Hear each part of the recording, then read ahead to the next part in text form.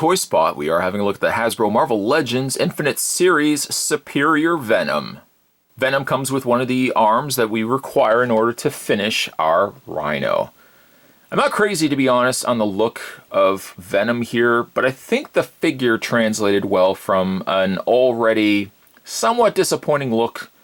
Again, I'm just not crazy on the look of Superior Venom, but we'll refrain and we'll look at that when we open this up out of its package. Spin around the back of the package, by the way. Superior Venom bonded to the black alien symbiote Otto Octavius became the 8-legged Superior Venom. Down below, the other figures available if you wanted to build Rhino here. You need Scarlet Spider, Superior Venom, Heroes for Hire, Misty Knight, Marvel's White Tiger, Savage Force, Kraven the Hunter, Heroes for Hire, Ghost Rider, and Savage Force Chameleon.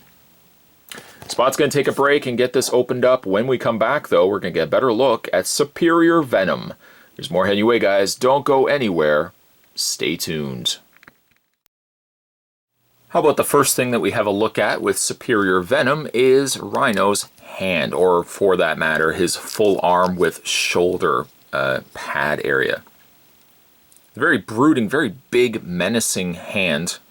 We'll take the arm, reach off camera to the torso, and again, the legs. I mentioned this with another review. I'm not sure which Build-A-Figure it was, but like the legs are solid plastic, the arms are a solid plastic, but the torso is always hollow.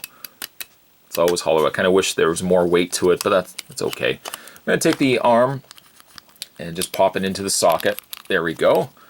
And we are now one arm, one head away from completing the Rhino. Move it off camera. Some of the other things that you require to do when you get Superior Venom out of packaging is, of course, you have to take the corresponding arms, very similar to, of course, Otto Octavius's Doc Ock, and you have to peg it into place. Now, if you look at the back, you can't simply take any of the arms and plug them anywhere you want. You have to take them and plug them into their appropriate plugs. Like this one here, for example, you can see is almost like a diamond shaped. So you have to, of course, find the diamond shaped arm, and you want to take that and plug that into place like that. Take the next one. It's like preschool, guys. It's like preschool. This one here looks like an upside down balloon. So we're going to take the one that looks like an upside down balloon and we're going to line it up. There we go.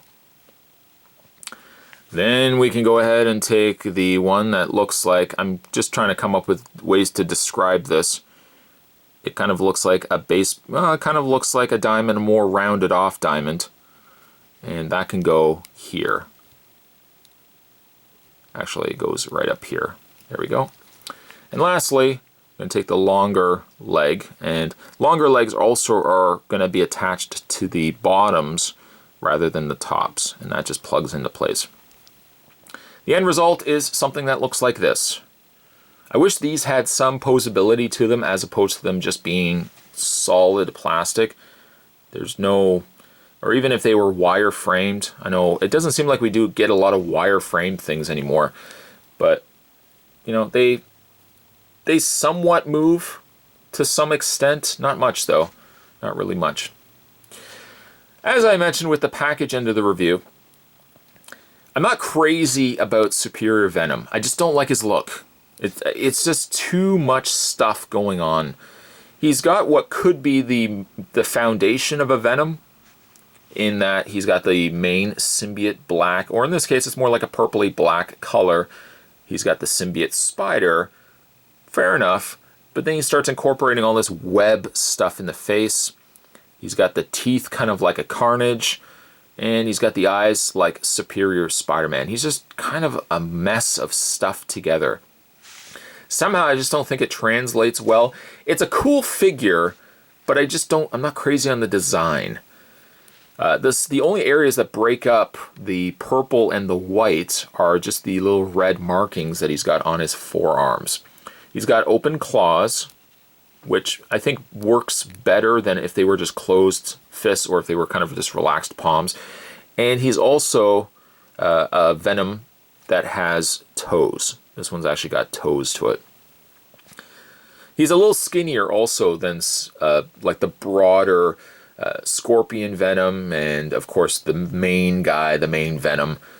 Again, he's more kind of on par with the Carnage, just in Venom colors. I don't know, I just, again, like the face is okay. That's a close-up look on the face, there we go. The face is okay, but there's just a lot going on. Like the teeth almost get lost, as well as the eyes do a better job because at least they're outlined, but the teeth somewhat get lost amongst the webbed mask here. If you guys are crazy, if you guys love this design, let me know down below. I'm just not super crazy about it.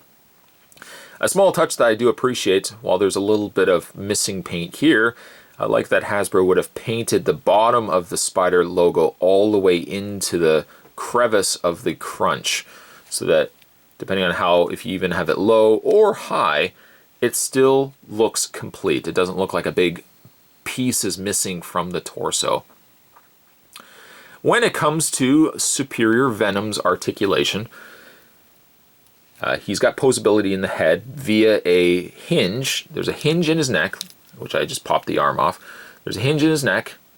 There we go, pop it back in.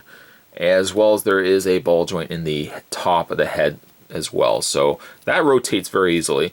But then you've also got the addition of the hinged neck. So you can kind of have it leaning forward too, giving him a more sinister look. Shoulders hinge out, but he's also got the shoulder blade crunch. As you can see, that hinges in and out. So you can see that they are using an older, I believe an older Marvel Legend body for that. And also too, when you hinge the shoulder blades out, there goes yet another arm. When you move the shoulder blades out, they've finished the legs on the spider as well. I like that. He's got a swivel point in the bicep. He has a double hinged elbow, a swiveled hand, as well as a hinge. As mentioned, that upper torso crunch, the swiveled waist. Legs are on a ball joint, very easily to move. Swivel point at the top of the thigh, a double hinged knee, and finally a hinged foot. I wish the legs would have stayed in, the arms I should say, have stayed in a little bit better. They tend to want to pop out a lot. But still, it's a good looking figure, I think. Again, if I'm not crazy about the design, but I like the figure, if that makes any sense. Today's Toy Spot, we were continuing our looks at the Marvel Legends Infinite Series Rhino Wave. We're looking today at Superior Venom. Stay tuned, guys. Spot's going to have more Toy Spots heading your way as we continue our looks at the Build-A-Figure Rhino. He's almost finished. Stay tuned for those. Thanks for watching. See you next time.